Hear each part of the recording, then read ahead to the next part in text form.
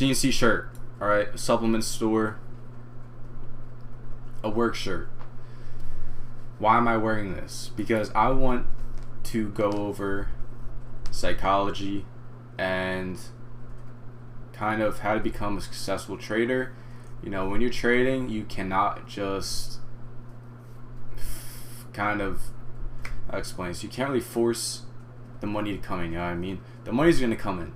You need to force the knowledge. You need to focus on, you know, becoming a good trader before the money comes in. The money will come over time. The main thing that you need to focus on right now is being the best version of yourself, being the best trader that you could possibly be, and then, you know, the money will roll in. So we're going to start off with that. Second off, this was today.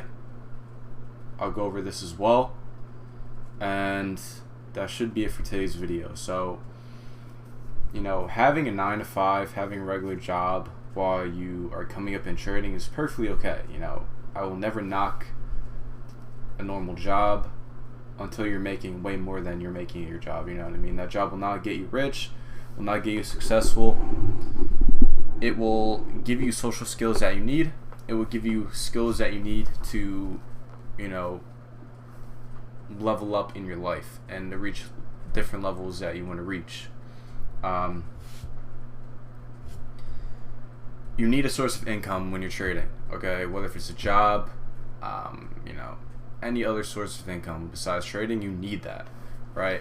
I have multiple sources of incomes besides trading. So, you know, some of you see me take one trade a week, a couple trades a month now. It's because I'm on big capital. It's because I have multiple streams of income, and I don't rely on just trading. You know, I will still make money for the day even if I don't take a trade. So that's what separates successful traders from, you know, people that keep blowing accounts and are forcing money to come in. The more that you force money to come in, the more that you're going to lose, the more that you're going to blow your account. Why? Because you're forcing yourself to take certain setups that don't fit your plan. So that's mainly it. If you're in a job, keep your job.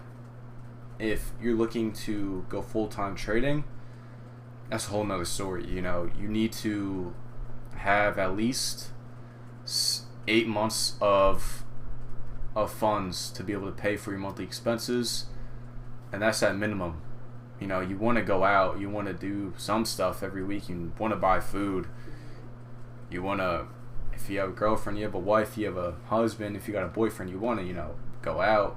If you got kids, you want to supply for them too. So at the bare minimum, you need 8 months to be able to pay for your monthly expenses if you don't make money. As simple as that. A lot of you want to take the risk of doing that, but that's a crazy risk. You know, taking the risk, by all means do it, but that is not really a risk. It's putting yourself in a sticky situation, because if everything fails, you just lost that job where you're making way more money than you're making now, that was supplying you to be able to kind of learn how to trade, and now you're stuck, and now you have nothing, right? And those monthly expenses that you do have are going to blow through that savings that you just saved up for this, you know, risk. Keep your job. Once you're making 3, 4, 5 times what you're making your job, once you have enough saved up, 8 months of monthly expenses, then you quit. Okay, as long as you have consistency in the market, then you can quit. Besides that, stick to what you're doing. Have another source of income, because that is key, as crucial to making profits in the market. Because when I didn't have a job yet, and when I was just dumping money into the market, you know, into account, I'm blowing it time after time after time, because I was just chasing that home run. You know, I wasn't having real consistency. I wasn't really having consistency in my trading plan and my risk management, and in the positions that I do take. You know, the entry models that I take, I just kind of took every single order block, every single supply and demand that I saw. Wasn't really too knowledgeable yet, because that was when I was first coming up. You know, I was doing retail shit, I was doing support and resistance, I was doing fibs, trading off that, trend lines, and then I got into order blocks and smart money concepts, supply and demand, and It took a while to learn it. It's just not going to come overnight. That's what you need to realize. Some of you are like, oh, I'm still not seeing success yet.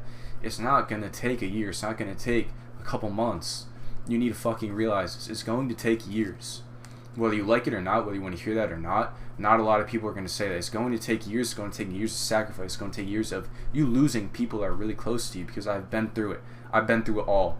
And now I'm able to go out, buy whatever the fuck I want.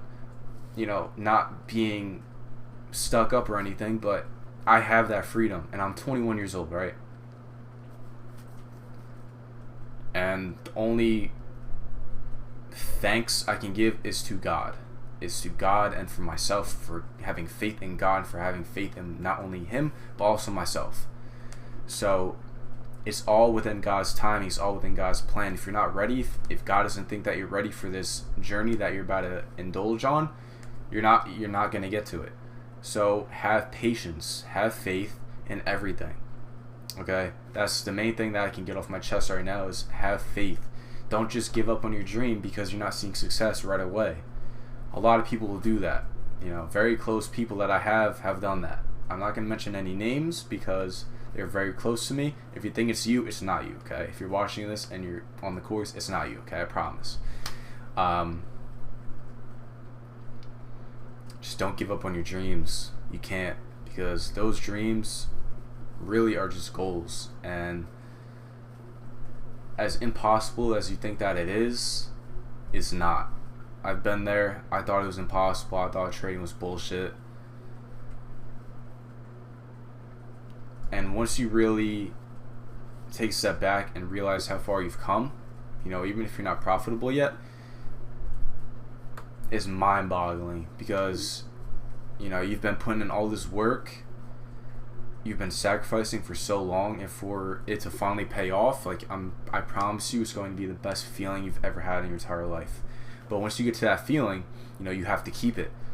You have to keep that money. Making the money is easy. The journey is the easy part. Whether you think it's the hardest part, it's not. Keeping the money is the hardest part. You're going to have this new lifestyle, and you're going to want to spend the money. You're making more money, you're going to spend more money. Don't do that, please. Don't do that. I'm still very cheap. I'm very, very cheap. I don't buy anything. I really don't do much. I sit in the house. I talk to you guys because I enjoy that. I enjoy helping other people. I enjoy seeing other people succeed and win. We've had insane amount of passes on Fundiz. We've had multiple payouts from students, and now everything is piecing together. So now I really want to get this ball on the roll. I want everyone to really understand how to really see the market and how to really see yourself as not only a student but also a trader in this game, because I'm not going to be here forever. Tomorrow's never promised. I just want to get that off my chest. So that also leads on to, you can't put all of your faith into a person trying to hold your hand and guide you throughout everything. I can only give you so much, so I don't give out signals, because I want you guys within a year, within however long it takes you, to finally be able to understand and see the market and take all these setups that I see, that other students see, that have been here for a while. I want you to be able to take these trades every single day and have success for yourself without me, without the team, and then expand into your own stuff, because that's what you have to do in trading. Trading is not just sitting on the charts, it's business. You can make businesses out of this. You can do a whole bunch of stuff in the trading space, prop firms, mentorship, whatever. If you like to teach people, not a lot of people can teach people, not a lot of people like to teach people. Me personally, I think I'm a good teacher. I like to teach people. I have nothing better to do in my life. I sit on the charts, I sit on my computer, I rarely go out, so I'm always here. I'm always talking to people, I'm always helping people. That's just what my purpose in this life was meant to be, honestly. And sooner or later, I want other people in this group to start teaching other people. So that's basically that. I don't think there's anything else I need to cover besides, having another income, whether it's e-commerce, whatever you want to do. Student asks me, what should I do? What incomes do you have? My incomes aren't going to work for you, aren't going to work for everyone. You need to figure out as yourself what will work for you, what you will work best with. Okay, simple as that. Don't give up.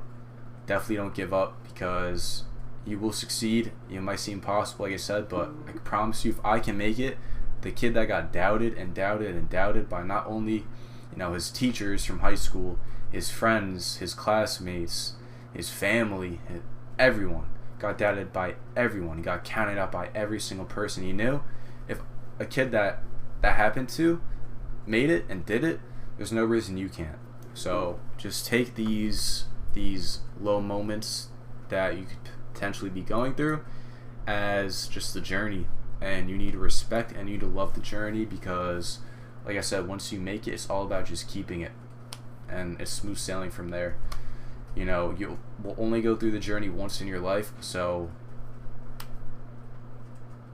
enjoy it no matter how long it takes, because once you reach this point, there's no other journey. It really isn't. Once you have that money, there's just next steps to making more and more and more and more money. And money isn't everything. It's not going to bring you happiness. It will bring you freedom, and freedom can bring happiness. But I promise you, money can't buy good health. At the end of the day, money will not come with you when you're in your grave. It's just materialistic. But we do need money to live, and we need money to live to our full potential. So, you need to get the ball rolling. You need to really figure out what's going on in your head, whether if it's psychological issues, sorry, I can never pronounce that word, or it's technical issues. And that's basically it. Today, I'll show you guys what happened. So we had, this change character from Thursday. We were bearish pretty much from Wednesday to Thursday. All week basically from Tuesday. Right, so from Tuesday at around New York Stock Exchange open, we switched bearish, and then around Thursday at New York Stock Exchange open, we switched bullish. And as you can see, this was my full TP up here on this 1 minute. It didn't get tapped into. The first one did, the second one didn't, so I missed my first confirmation entry, but I'll go over this. So this is literally all that we want to see. Okay, liquidity getting taken out. These highs got smoked, completely swept. So now we can count this as a break structure, because it broke all these highs here, here, and here. Okay, so not only this high got broke, but these recent highs also got broke. So the recent highs got broke, and the major highs also got broke. The lows got swept. Now we had our impulse. So now all that we do is we pull our fib from the low to the high, and it lines up with 50% of this 15-minute order block, the man zone. And once I saw that this morning, I went down to the 1 minute. And what did we have? We had the same thing. We had our major high sitting right here. We had recent highs sitting right here. We broke up from it. We continued to make higher highs and higher lows. And then we had our initial, entry sitting right here. I marked the white candle because this was the lowest point of this push up right here. And price came back down. It tapped into it. And now we also made another leg sitting right here. So we had the sweep of these lows of this liquidity. If you don't understand this, rewatch the course, because I explain this time after time. A lot of you still have the same exact questions that you had a month ago, weeks ago. It's the same thing every time. The lows got swept, the highs got broke, we impulsed. All we did was we pulled the fib. My initial fib was like right here. I kept pulling the fib because this was still valid, and we just didn't react to the zone. I think we reacted to the 5 minute the best. I just had the 1 minute marked up, but yeah, the 5 minute did get tapped, excuse me, but it didn't even come to the 50%, so I didn't take that. I was really eyes on this 1 minute setup right here, and it didn't get tapped. It kept going. We almost did get tapped.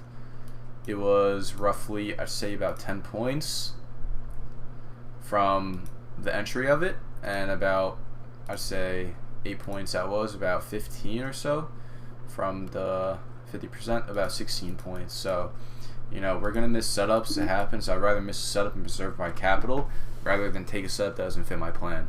Simple as that. That's how I go about it, because every time that I don't take a setup that fits my plan, if I counter trend, if I go against what the market's showing me, I lose, and so do all of you. So just realize that, take that into account, and that's basically it. This was breakdown, this was setup, this was pretty much going from the higher time frame, you know, having a higher time frame change character or setup happen, and then going down to the 1 minute for our confirmation, because you can take an aggressive entry. Obviously it played out perfectly, but we really are looking for, you know, those confirmation entries, because those confirmation entries, damn, 99% of the time, okay, not 99%, but 80-90% of the time they will hit. Okay, so if we weren't even looking at this setup right here and we were looking at my initial setup, let's play this back.